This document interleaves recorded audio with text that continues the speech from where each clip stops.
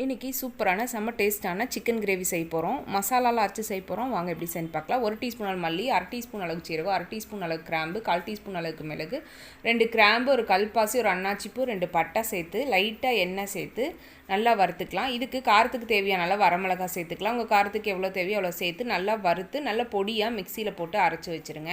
இன்னொரு மண் சட்டி வச்சு அதில் 2 ஸ்பூன் அளவுக்கு நல்லெண்ணெய் சேர்த்து ஒரு பட்டை, ஒரு கிராம்பு, ஒரு ஏலக்காய் சேர்த்துருங்க.